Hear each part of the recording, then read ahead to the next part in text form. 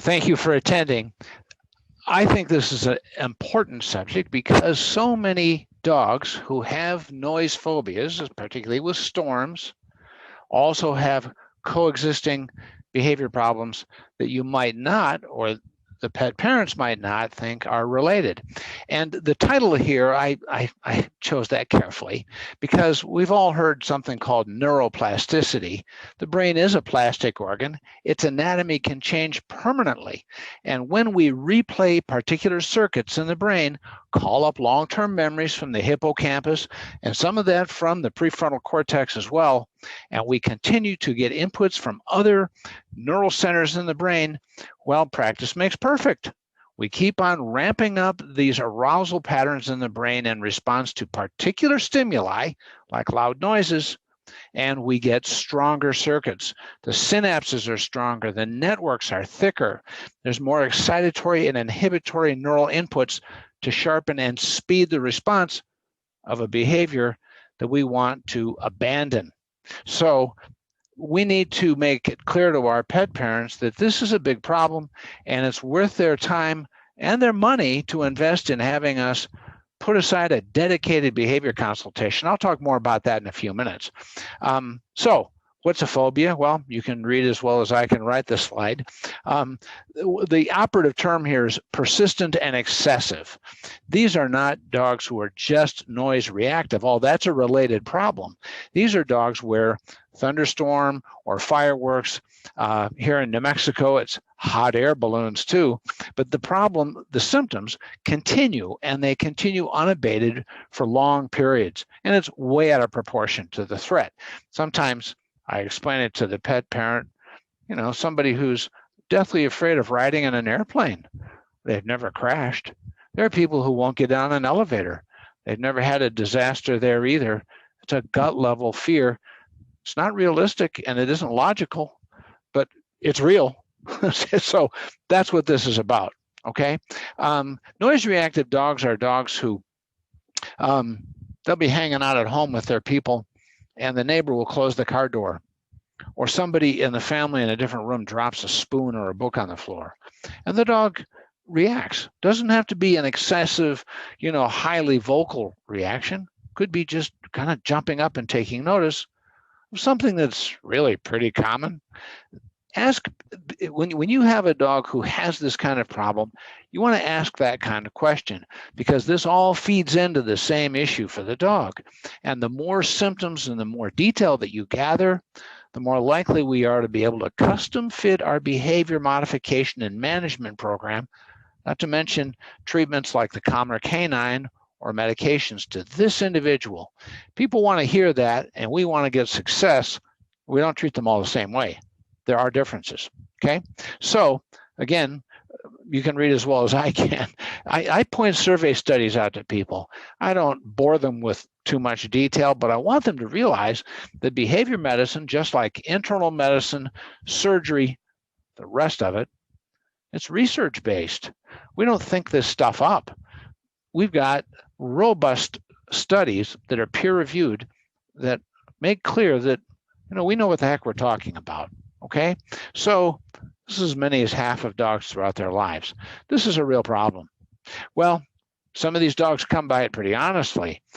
There are genetics that are behind much of this, and there's a great deal of interplay between the genome and the environmental exposures, what some people refer to as nature versus nurture. There's a lot more that we need to learn about that, but we know that these factors are already being well understood. Herding breeds in particular. This is my lovely border collie, Miss America. She passed away about 6 weeks ago. She was almost 14, and we're still having a hard time with it, frankly, but there she is. She's still with us in spirit. She had a problem with noise phobias, storm phobia in particular, but fireworks as well. And she was like that as a baby. There was one lightning strike when she and I were hiking in the evening during the near the irrigation ditch near our home in the North Valley of Albuquerque, and just a lightning strike and thunderbolt occurred simultaneously right overhead all at once. And frankly, we both jumped, and that's when it became a significant problem for her. And we hear that from other pet parents. So you want to ask about some of these historical issues. We can see it in any age dogs, but the youngsters and sometimes the elderly dogs have a bigger problem with it. Okay, so how do these people want it solved? They want it solved right now, don't they? They want a simple answer and they want it fixed 10 minutes ago. And it's important to make people aware early in our gathering of history. You know, you're explaining these things to me, and I'm beginning to recognize that this is a complex problem for your dog. We have other issues involved, and we can help. There's no guarantees. I mean, you and I know that, and we assume sometimes without remembering to mention it to our pet parents. They need to be reminded that there are no promises. But the good news is about noise-phobic dogs is that most of them get better. And that's a good thing to tell people that. Some of them get a lot better. Some of them only improve moderately. But we need to stick with these cases until we get the best possible result. And I tell people that. I want them to email me and keep me up to date, and we'll make adjustments as we go. But no, we're not going to solve this thing quickly. And they need to be aware of that pretty darn early. Okay. Well, this is very much a neurologic problem, and it is not confined to the brain. We think of behavior as all these different neural centers, long-term memory storage, the thinking, discerning part of the brain, and the prefrontal cortex. But this takes into account other body systems. It may bear mentioning to some clients if you think they're interested, but the hypothalamic pituitary axis is a very big part of this fear-driven, adrenaline-driven problem. And these dogs many times would love to get the heck out of where they're going, and they may be ambivalent. They want to get the heck out of the house. Some of them will try to escape, and they will end up on the road, jump the fence, whatever. And others want to hide out in a small place, like in a closet or under a bed or behind the toilet. Well, they can have both emotions going on at the same time, and people can get pretty frantic trying to help their dog. So it gives them a lot of peace to know that they can rely on us. And sometimes, you know, I'll ask about symptoms, and then I'll mention a few of the others, you know, like the trembling and the freezing and the withdrawal, that kind of stuff. And people say, yeah, she's doing that too. And you can not only gather a more thorough history, but you want to get the client on your side so they're clear that you understand what the heck you're doing and that you're likely to help them get a good result. And then they're going to buy into the recommendations that you make, and you will get a better result. All right. So, you know, these pets, by the way, some of them will get aggressive, and sometimes that's the behavior complaint. People come in and say, this darn dog is biting me. I'm thinking of euthanasia, and they start to cry because they're deeply bonded and they feel like they've, you know, tried everything, right? Everything but a diagnosis and a custom-fitted, research-based treatment plan. So that's our job. And what we need to do is say, well, what are the antecedents? What's going on prior to this dog reacting and taking a nip at you? Well, you know, when it's thundering and lightning and I'm trying to pick this dog up and hold her and try to comfort her, and that's when she tries to bite. Well, that's called irritable aggression. It's not pain-related. It's not really fear-related because phobias aren't quite the same as fear. There's similarities, but these dogs are freaked out and they react. And their pet parents need to understand it's not the dog's fault. Do not punish. And people do. And you know what? It's okay. If they punish, we say, look, that's not going to help. Let's figure out what we can do that will make a difference.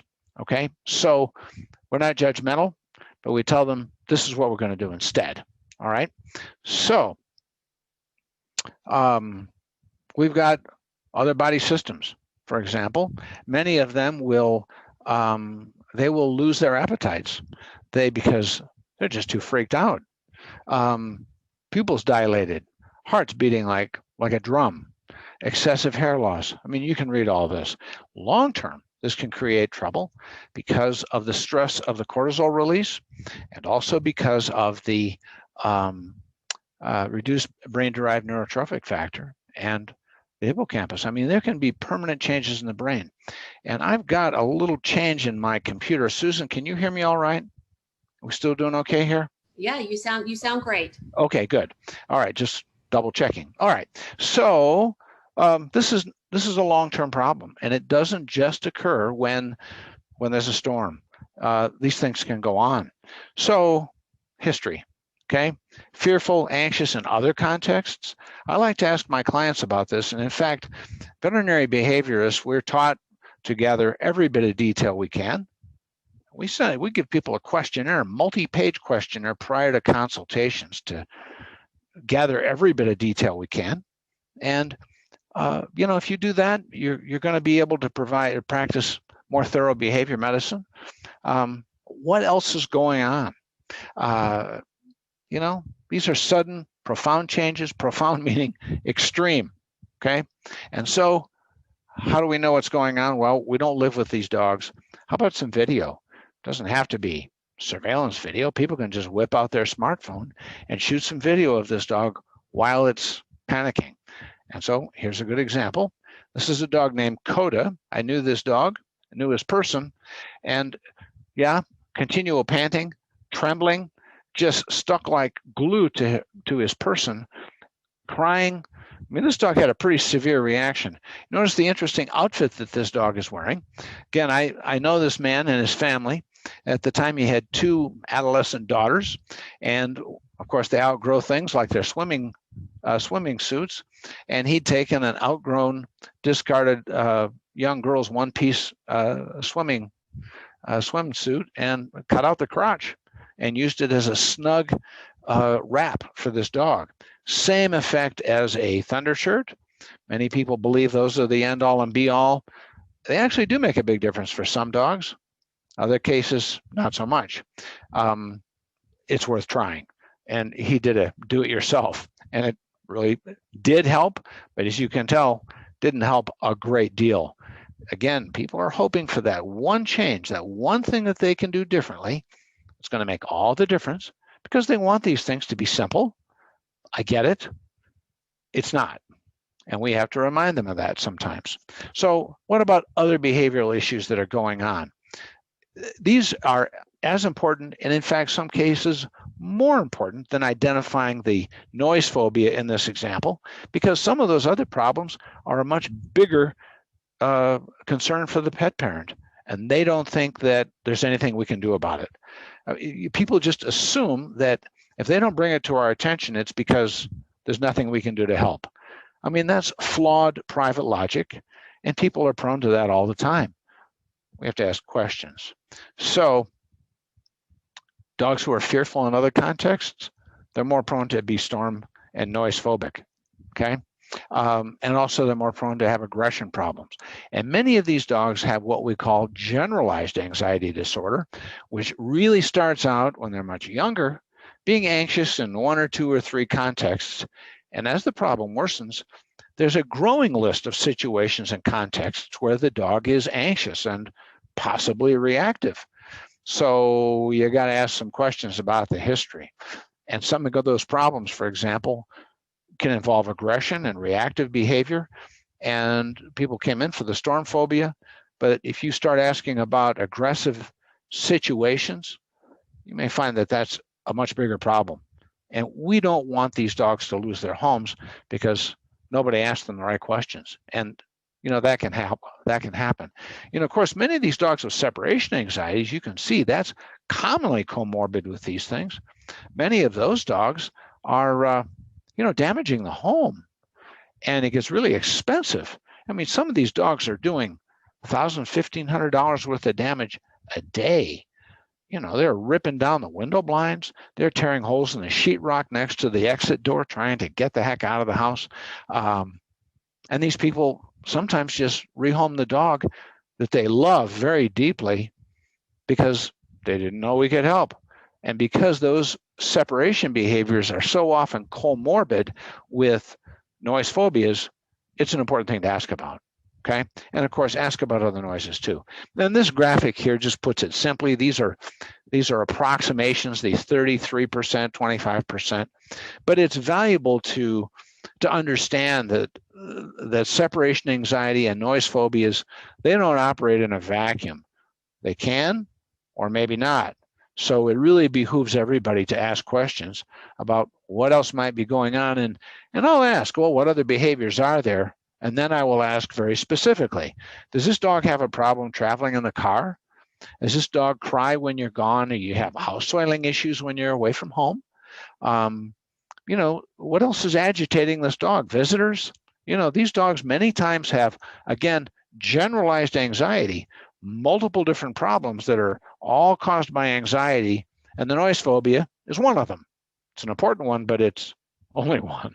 Okay, so we're going to practice really thorough veterinary medicine on these things. We're going to examine these dogs thoroughly, from nose to tail, and in many cases, a neurologic exam is also indicated because we want to rule out everything we can. So chemistry, CBC, and a thyroid screen, absolutely. I mean, the dog Coda, the video that I showed a couple of minutes ago, this dog, it's a golden retriever. As far as I'm concerned, they're hypothyroid until proven otherwise. And that can certainly be a factor with these things.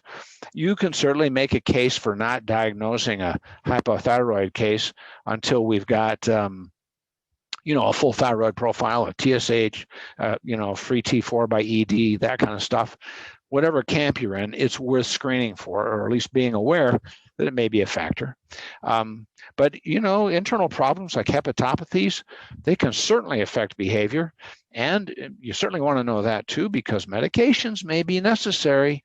And you can use a device like the Calmer Canine, which doesn't rely on metabolizing medications, but at the same time, if we have a dog where medication is indicated, and most of the time it is, then we need to be willing to diagnose everything. And so let's do a lab profile. Let's do a thorough exam. Many of these dogs with chronic or intermittent GI symptoms, many times, not always, obviously, but many of these are stress related. And again, people think, well, we only get storms at a particular time of year. That's the way it is here in New Mexico. We have the monsoon season from mid-July to mid-September usually. Other times of the year, other parts of the country, you know what's going on in your area. But these intermittent soft stool problems could be coexisting with these triggers. So it's worth asking, okay? And again, a dedicated behavior consultation. I suggest scheduling an hour at least. Specialists like myself, we put 2 hours on these things. And everything that we discuss with the client, take notes while we're doing a consult and write it all up and email it to them. And we charge real money. And so I would certainly charge for at least an hour of your time. And, for the same amount of expense that people would pay for an hour of surgery, certainly. Or, if you do 3 exams in an hour, then triple the exam fee, and that's your consultation fee for an hour of digging pretty deep into these things and really making a difference. A lot of people aren't going to go for that. A lot of people are going to say, oh, I just want pills, doc, or I just want you to dispense something. All right, you can do what you have to do. I mean, and if you've been in this practice for, longer than a couple of months, you know that there are a lot of people where, you offer them the best veterinary medicine available. And if they don't bite, lower cost alternative, right? I know. It's a little disappointing sometimes, and you do what you have to do. But we practice the best quality medicine every opportunity that people let us. And so if they'll let us really roll up our sleeves on these, then that's what we're going to do. So one of the most important things that we can do to help these dogs is to eliminate or significantly diminish the sensory input. And this is really valuable. Remember what we were talking about at the beginning of this, how practice makes perfect, how every time the dog reacts to a stimulus, in the case of thunder or lightning, for example, that brings into play the long-term memory storage, largely in the hippocampus, and it triggers a cascade through multiple neural centers in the brain, all feeding into the, well, it's not a panic disorder, but they do panic, and they get worse. And we've got to abandon those neural circuits so that they can actually weaken from disuse. You can use the word atrophy if you want to, but it's not atrophy like a muscle, but it is a weakening by disuse. And in a perfect world, if the dog never saw a flash of lightning, never heard a thunder thunderbolt again. So a thunderbolt, a thunderclap. There you go. They actually, their response, if they ever did several years later, would be significantly less intense. So let's, as I think it was Mark Twain, or maybe it was Will Rogers said, somebody important, somebody wise, that if you find yourself in a hole, the first thing to do is stop digging. Well, let's do that for these dogs. Quit digging, okay? Or cats, by the way. There are cats who do this too. We'll talk a little bit about cats. So mutt muffs, you can see this Sheltie. There was another case of mine.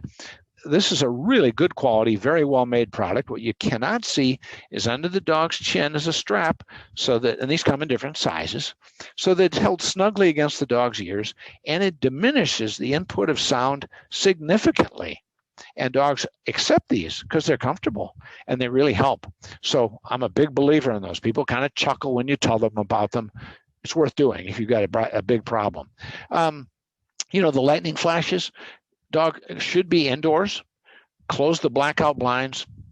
There's something called a thunder cap. You can see that on the dog in the lower part of the picture. Used to be called a calming cap. They call it a thunder cap now because the Thunder Shirt Company bought it. None of this stuff is the end all and be all, but every bit of it can be helpful in diminishing the sensory input. Okay, loud noises. A loud fan. Most of us have these real much quieter tower fans nowadays. But remember the big old, if you're old enough to remember, the fans that came in the big metal square, kind of a structure, and they sounded like an old turboprop plane taking off. Those kinds of things help. There's music that has been developed scientifically to be in synchrony with the alpha waves in a dog's brain, and it's called Through a Dog's Ear. Very pleasant sounding music. It's like a good classical music, and you can play that fairly loud for a dog, and that will help promote calming alpha waves. That can be helpful. White noise, brown noise, blue noise, pink noise, all of these things you can download this stuff from the internet. And by trial and error, many people have found that, hey, this helps. This makes a difference. Classical music, nothing really heavy like Beethoven, but classical music has been valuable for some dogs, okay? Some people want to stick their dog in the crate. We don't put dogs in a cage because they freak out and they can't get loose. These wire crates are very popular now, but they can sort of simulate a den for a denning creature like our domestic dogs, but they need to be covered with a sheet or a towel so that it feels snug, the sides and the back and the top and part of the doorway. But I tell my clients, do not close the door, because if the dog were free living, it would have the opportunity, the choice to enter or exit its crate anytime it wanted to. And when you incarcerate them by closing the door of the crate and latching it, they can't get out. They need freedom. They need choices.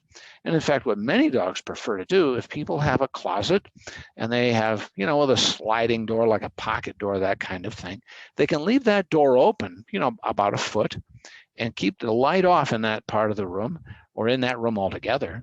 And the dog can go into the closet and get under the hanging clothes. If there's carpet on the floor, or if there's not, you can put a mat in there, and it's snug there beneath the clothes, and all that fabric will help to absorb some of the sound of thunderbolts. And it's dark and it's snug. And we hope most closets like that, they can't see a window. And of course, they've closed the blinds or the drapes. To many people, this would be just common knowledge or common sense. Sometimes people don't think of it, and it's a pretty good idea to mention it, okay?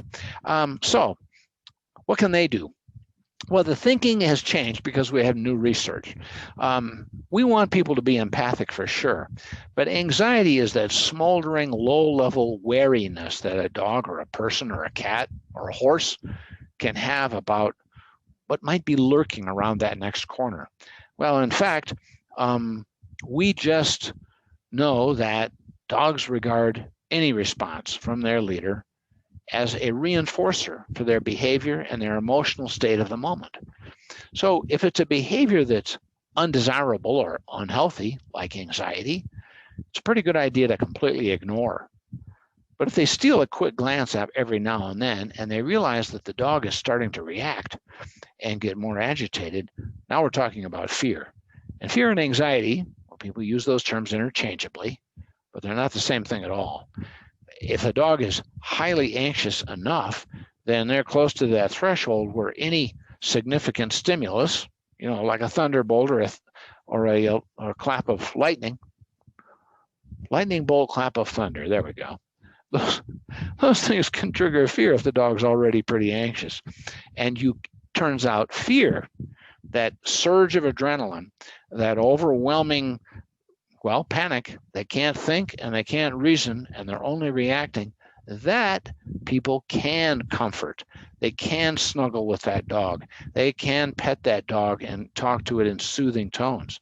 So, just that low level worry, I usually encourage people to try to abandon that and ignore it, but steal a quick glance now and then. And if the dog starts to get nervous significantly, go ahead and comfort that. Truth is, it probably doesn't make a whole lot of difference the way we once thought it did.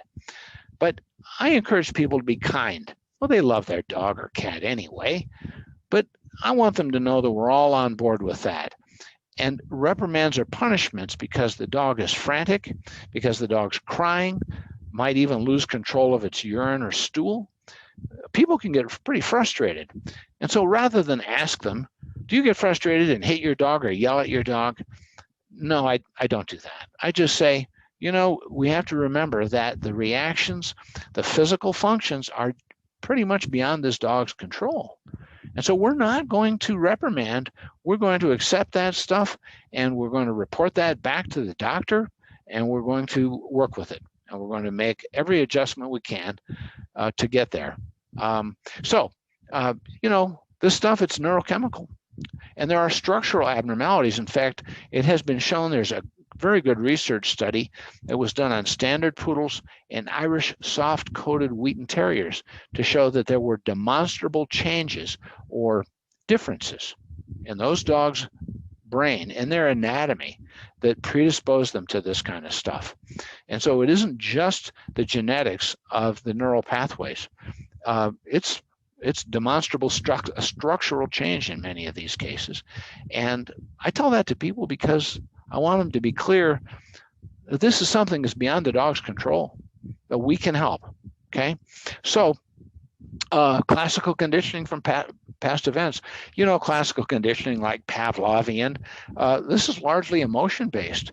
And fear and the conditioned emotional response that is linked to that in these cases, these dogs can't help that either. And so back to the avoidance thing we talked about a few minutes ago, if we can diminish or ideally, in a perfect world, eliminate the sensory input, we've made a difference. The pet parent can be nearby just as a source of security, but they should avoid, and I tell them this, again, I don't ask if they do this. Oh, well, they tell me that their dog's biting them when they're trying to struggle to hold it still. I say, don't try to hold it still. If it's getting frantic enough to take a nip at you, just be nearby. Let's custom fit our management to the individual.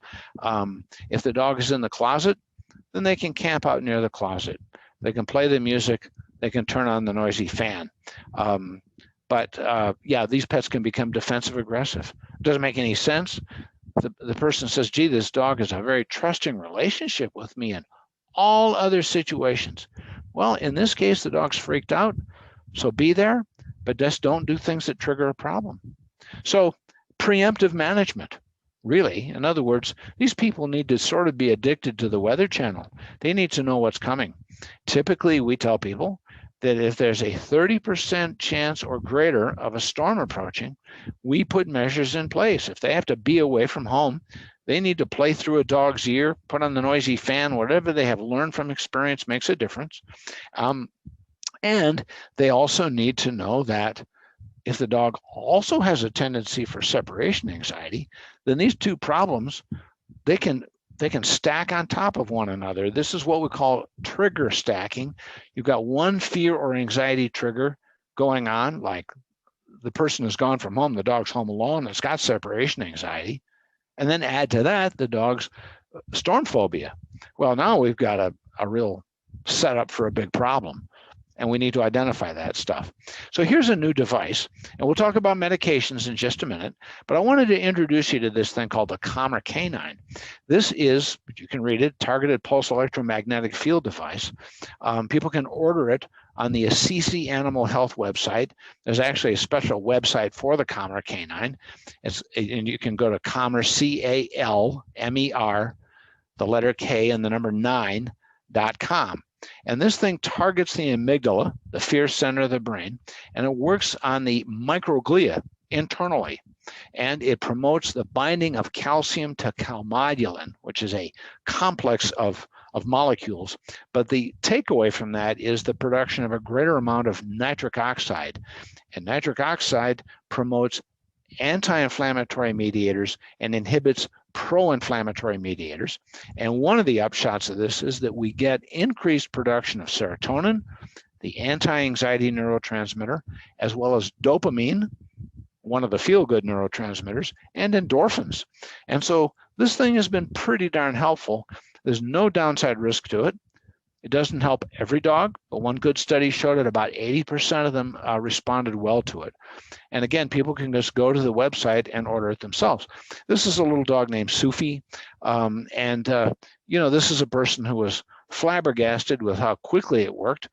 Sometimes we get a home run.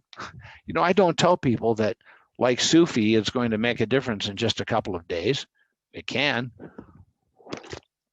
This thing is used for 2 daily treatments, morning and evening, 15 minutes each, and I'll show it to you in just a minute. It shuts itself off after 15 minutes. There's no sensation, and the dog can wear it just hanging out with its person. It doesn't have to be held still. And a treatment course is usually what's necessary to make a difference. That's usually 4 to 6 weeks. But you can see in this case, this dog improved pretty quickly. Well, that can happen. And that's a good thing when that happens.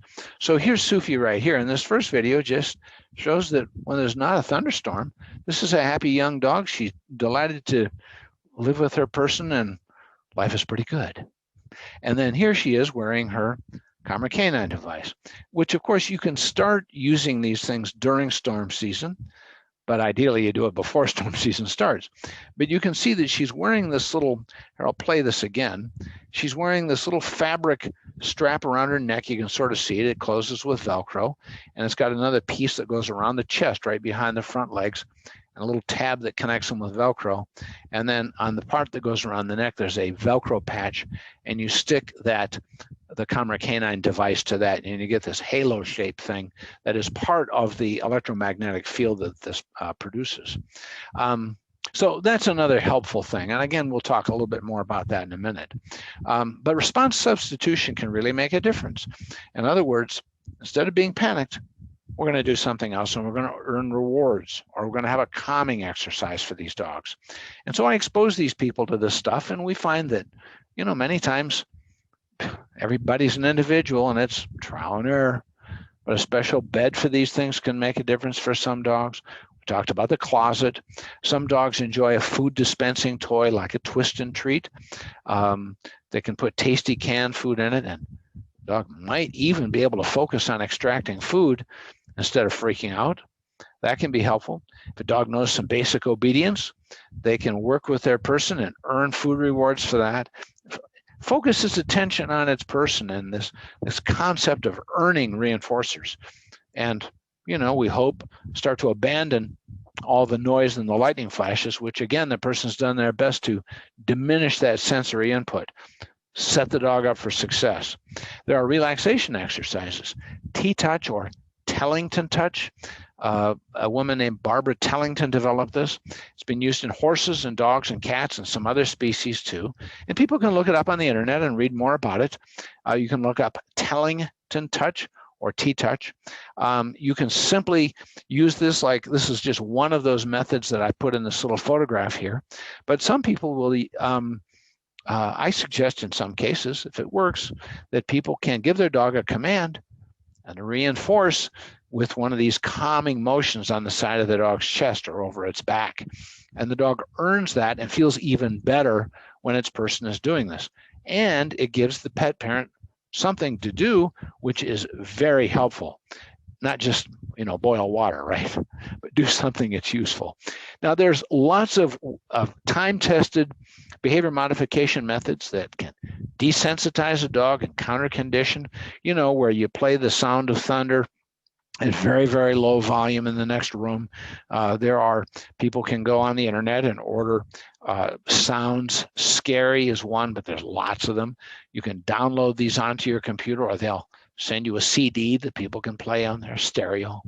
And they can play these sounds very low volume, and then over multiple different teaching sessions, they can play it a little louder, a little louder.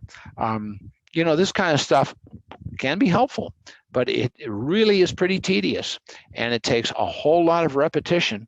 And if the dog is exposed to another lightning storm, it can set them back, and it can be frustrating.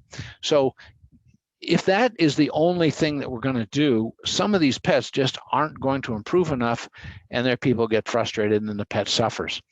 And so my approach is that, yes, we custom fit our behavior modification and management changes and our medication and our treatments like the pulse electromagnetic field device to the individual.